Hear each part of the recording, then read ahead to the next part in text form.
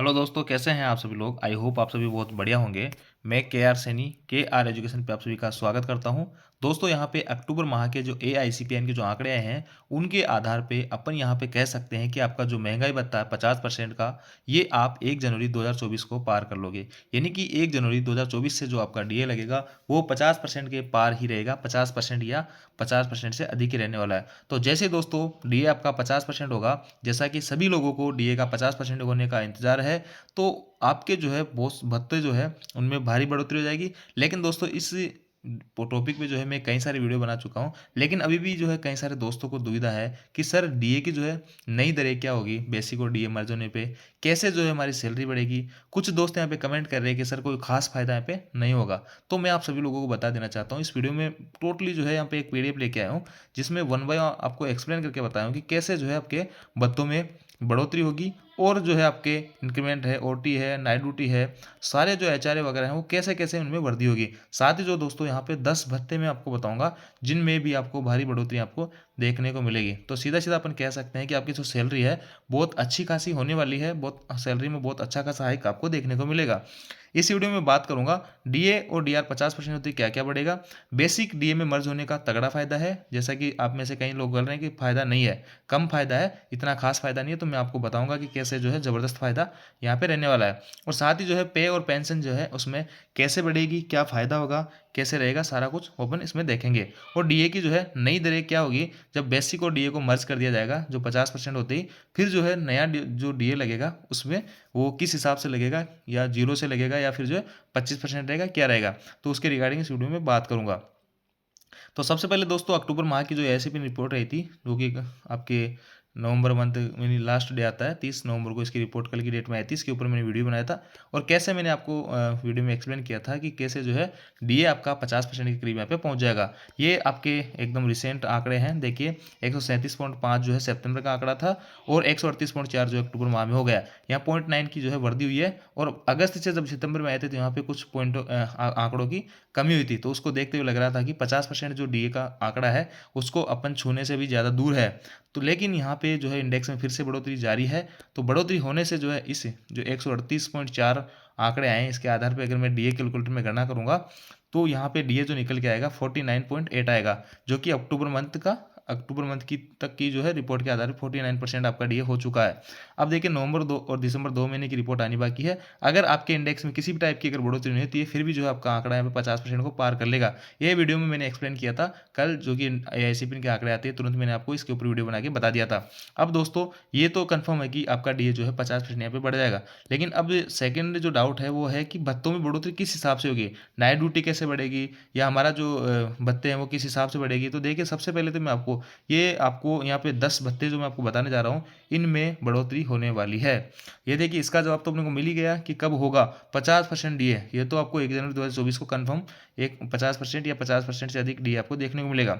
अब देखिए आपके ये जो 10 भत्ते हैं, चिल्ड्रन एजुकेशन अलाउंसेज है, special allowances for children care है, एचआरए, हाउस रेंट अलाउंसेज है, कंपोजिट ट्रांसफर ग्रांट है, ड्रेस अलाउंस है और स्पेशल ड्यूटी अलाउंस है, रिटायरमेंट ग्रेजुटी है, कन्वेंस अलाउंसेज है और रिम्बर्समेंट ऑफ फूड है, होटल एंड ट्रेवलिंग चार्जेस, इन सब अलाउंसेज में जो है 25% की बढ़ोतरी होने वाली है। कहने का मतलब दोस्तों यहाँ पे अभी तक जो ट्रांसफर अलाउंस दिया जाता है वो दिया जाता है आपका 80%, आपको बेसिक का जो रहेगा 80% दिया जाता था। लेकिन अब आपका बेसिक के बराबर आपका ट्रांसफर अलाउंस दिया जाएगा। अगर आपका प्रशासनिक बेस पे ट्रांसफर होता है तो आपको 100% यहाँ पे आपकी जो बेसिक है उसके बराबर पेमेंट किया जाएगा। इसी हिसाब से अभी एजुकेशन अलाउंस के जो है 27,000 के करीब एक बच्चे को मिलता है, तो वो इसमें जो है 25% की वृद्धि आप कर लीजिए। ड्रेस अलाउंस जो है आप सभी लोगों को पता है 5,000, ग्रुप सी और ग्रुप डी के कर्मचारियों को 5,000 मिलता है, ओनली स्टेशन मास्टर को जो 10,000 मिलता है। तो इनमें भी आप 25% की जो है वृद्धि करके देख लीजिए कितना आ रहा है। स्पेशल ड्यूटी अलाउंस है, ग्रेजुटी है, कन्वीनियंस जो चार्ज होता है अपना, कहीं पे बाई रोड अगर अपना आते जाते हैं, टीए वगैरह पे जाते हैं तो उसका कन्वीनियंस चार्ज अपन भरते हैं, उसमें बढ़ोतरी होगी। आपका टीए वगैरह है उसमें बढ़ोतरी होगी। बहुत सारे अलाउंसेज है, सब में जो है 25% की कम से कम बढ़ोतरी यहाँ पे देखने को मिलेगी। और इन सब के लिए जो है अलग अलग से लेटर जारी होंगे, ऐसा रिकमेंडेशन था 7 CPC के अंदर। तो ये जो है जैसे डीए 50% होगा, इन सब में जो है आपके भारी बढ़ोतरी 25%, बहुत अच्छी खासी बढ़ोतरी होती है दोस्तों। अब देखिए ये जो भत्ते हैं आपका टीए है, टीपीए है, ट्रेवलिंग अलाउंस जो होता है उसमें 25% की बढ़ोतरी, और सीए चाइल्ड एजुकेशन अलाउंस हो गया, एनएचए नेक्स्ट हॉलीडे अलाउंस है उसमें वृद्धि होगी, ग्रेजुटी है इसमें वृद्धि होगी, और आपका ड्रेस अलाउंस है, बोनस है, और ये जो सारे कुछ अलाउंसेज है आपके, इनमें कंपोजिट अलाउंस है या फिर जो ट्रांसफर अलाउंस है, ये सारे कुछ हॉस्पिटल से सब्सिडी होती है, इन सब में जो है 25% की वृद्धि आपको देखने को मिलेगी। और साथ ही दोस्तों ऐसा जो है 7 CPC के अंदर रिकमेंडेशन था। और भत्तों में तो बढ़ोतरी होनी होनी है, चाहे बेसिक प्लस जो डीए है वो मर्ज हो या ना हो, भत्तों में बढ़ोतरी होगी। जैसा कि अपन ने देखा है पिछले भी, जब HRA जो है यहाँ पे 7 CPC लागू आता तो HRA 8, 16 और आपके 24% था। लेकिन उसमें लिखा था 7 CPC में कि जैसे डीए 25% होगा तो हम इनको जो है 1-1% यहाँ पे बढ़ा देंगे, यानी कि 9, 18 और 27% हम कर देंगे, और वो करा भी। तो इसका मतलब अलाउंसेज में तो ये चीज़ लागू रहेगी, यानी अलाउंसेज में सारे जो अलाउंसेज है इनमें 25% की वृद्धि होना हो, जैसा कि पहले हुई है HRA के अंदर हुई है, तो इस हिसाब से हम मान सकते हैं कि इनमें भी जो है 25% की वृद्धि आपको देखने को मिलेगी। इसके बाद में दोस्तों देखिए, अब मैं आपको यहाँ पे डिटेल से समझाता हूँ कि कैसे जो है अपने को फायदा होगा बेसिक और डीए मर्ज होने का। भत्तों में तो सीधी सी बात है कि 25% की वृद्धि हो गई है। अब उसके अलावा बेसिक और डीए को मर्ज करने के बाद में क्या फ़ायदा होगा, देखिए सबसे पहले मान लेते हैं दोस्तों, किसी भी भाई की जो है बेसिक जो है 20,000 रुपये मान लेते हैं। जब डीए 50% होगा तो उस टाइम उसकी बेसिक 20,000 है। पेंशन आप इसको पेंशन मान सकते हो, जो सैलरी भी आप इसको मान सकते हो। अब देखिए डीए जब 50% हो जाएगा तो कितना होगा, 50% बनेगा 10,000 बनेगा। अगर अपन इन दोनों को मर्ज कर देंगे तो नई बेसिक जो निकल के आएगी इतना 30,000 निकल के आएगी। यहाँ तक आपको यूँ लग रहा होगा कि अपने को जो कोई फायदा नहीं हुआ, 20,000 अपनी बेसिक थी और जो है 10,000 अपना डीए बन रहा था, तो वैसे भी टोटल 30,000 होते और नई बेसिक भी जो है 30,000 हो रही थी। अब देखिए लेकिन फ़ायदा कैसे बढ़ेगा इसका, मैं आगे आपको दिखा रहा हूँ। आप वीडियो को एकदम ध्यान से देखिए, लास्ट तक जरूर देखिए, बहुत इंफॉर्मेटिव वीडियो होने वाला है। अब देखिए यहाँ पे मैं बताता हूँ HRA फायदा। जब बेसिक आपका 20,000 था, देखिए आपका वहाँ तो उस मंथ के लिए तो कोई फायदा नहीं हुआ, उस मंथ में तो आपको देखोगे जब ये मर्ज होगा तो आपको देखोगे कोई फायदा नहीं हुआ। लेकिन आगे देखिए HRA में फायदा देखिए, जब आपका बेसिक 20,000 रुपये था यानी मर्ज होने से पहले, और मर्ज होने के बाद में आपका बेसिक कितना हो गया, 30,000 हो गया। अब देखिए HRA जो लगता है वो आपके बेसिक के ऊपर ही लगता है। और अब जो अभी तो 9, 18, 27 लग रहा है, लेकिन अब जो जैसे ही 50% होगा तो HRA आपका 10, 20, 30% आपकी एक्स, वाई और जेड क्लास ईटी के हिसाब से लगेगा।